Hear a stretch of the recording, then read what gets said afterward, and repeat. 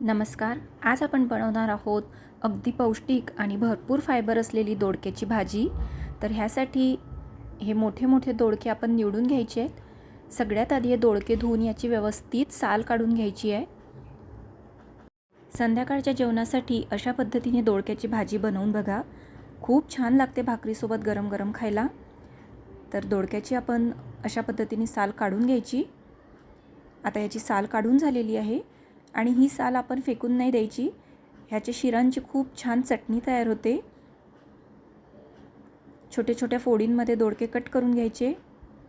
लहान मुलेच काय तर बरेचदा मोठ्या लोकांनासुद्धा दोडक्याची भाजी खायचा कंटाळा येतो. पण अशा पद्धतीने एकदा बनवून बघा. अगदी आवडीने सगळेजण खातील आणि मस्त पोटभर जेवण करतील. तर आपण सर्व दोडके छान कट करून घेतले आहे. फोडणी करताना आधी मोहरी घालायची, जिरं घालायचं, नंतर दोडके घालून घ्यायचे. आता ह्याच्यामध्ये अगदी अर्धा चमचा एवढी हळद घालून घ्यायची.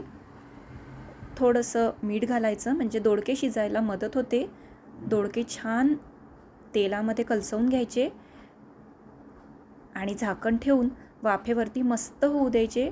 दोडका शिजवताना पाणी नाही घालायचं आपल्याला. आता वाटण करून घेण्यासाठी अर्धी वाटी शेंगदाणे घ्यायचे, अर्धी वाटी खोबऱ्याचे तुकडे घ्यायचे, थोडं जिरं घ्यायचं आणि इथे लसूण घ्यायचा थोडा 4-5 पाकळ्या, मिरच्या घ्यायच्या आहे भाजून 4 आणि मस्त ह्याचा गोळा वाटून घ्यायचा आहे. आता ह्यावेळी ह्याच्यामध्ये थोडा कोथिंबीर घ्यायचा.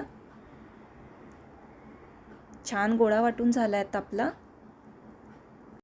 मिरच्या थोड्या तिखट असल्यामुळे मी फक्त 4 घेतल्या आहे. आपल्या आवडीनुसार आपण मिरच्यांचं प्रमाण कमी जास्त करून घ्यायचं. आता दोडका आपला छान शिजलेला आहे वाफेवरती. अगदी नरम झालेला आहे. यात आपण पाणी अजिबात घातलं नाही आहे शिजताना. यावेळी आपण तयार केलेलं गोळ्याचं वाटण ह्याच्यामध्ये घालून घ्यायचं आणि तेलामध्ये मस्त कलसवून घ्यायचं वाटण.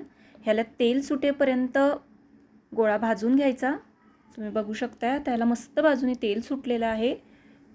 मिक्सरचं भांडं विसळून थोडं पाणी घालून घ्यायचं त्याच्यामध्ये आणि गरम पाणी ओतायचं, थंड पाणी नाही घालायचं.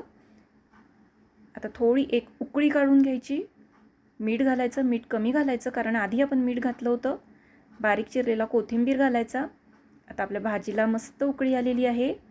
दोडक्याची भाजी तयार झाली आहे. तेव्हा अशा पद्धतीने तुम्हीसुद्धा भाजी नक्की बनवून बघा आणि आपल्या चॅनलला सबस्क्राईब करायला विसरू नका.